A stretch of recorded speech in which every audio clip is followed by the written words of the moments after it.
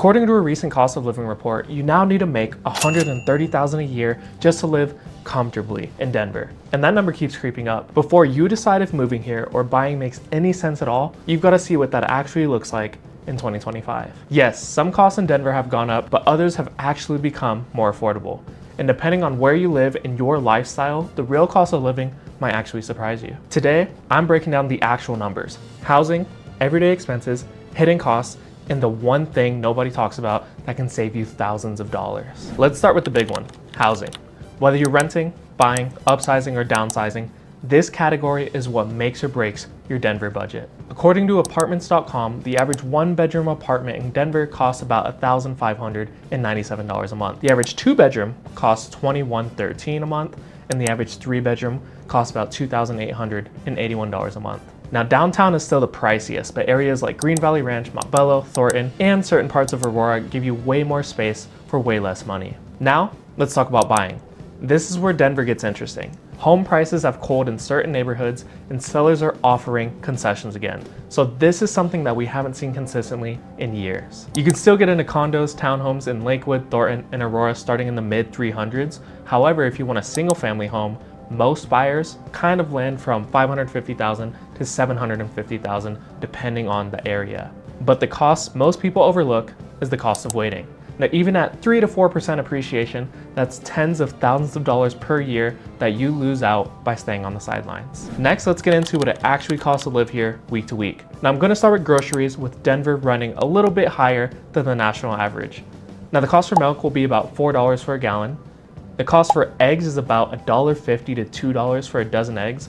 And the cost for produce can be up to $3.50, a little bit higher kind of depending on what you're doing. Now, for reference, my girlfriend and I shop at Trader Joe's, which is kind of known for being much cheaper than places like Walmart or King Soopers.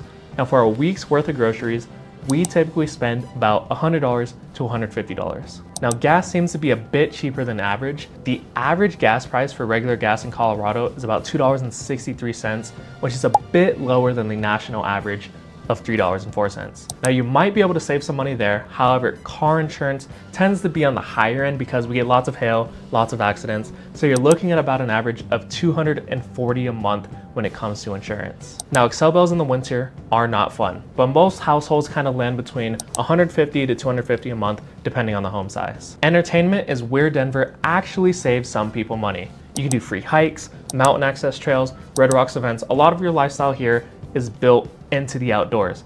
However, I feel like the cost of living is kind of up when it comes to entertainment. I personally paid $800 for the Epic Local Pass to snowboard all season, and concerts seem to start at $40 ticket, and the sky is kind of the limit when it comes to this. Let's talk about the hidden costs that nobody talks about. These are the little expenses that catch people off guard. First things first is HOA fees. If you buy a condo, a townhouse, or you're lucky enough to have an HOA, which is so much fun, prices tend to range about $50 to $500. Now, you're typically gonna be in the lower range if you're buying a single family home in a neighborhood, and then you're kind of being in the higher range if it's a condo because the HOA has to do a little bit more work. Now, speaking of fun, let's talk about taxes. Colorado actually has relatively low property taxes compared to some of the coastal states, which surprises a lot of people that I talk to out of state.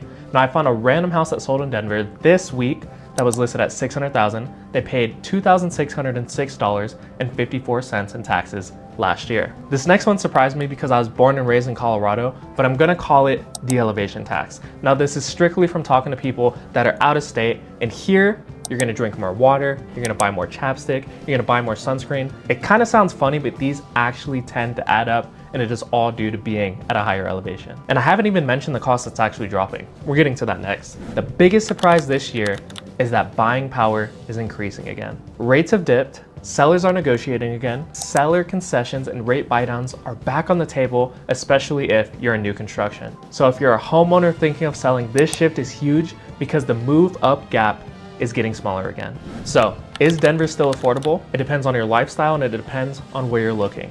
Do you want walkability or do you want mountain views?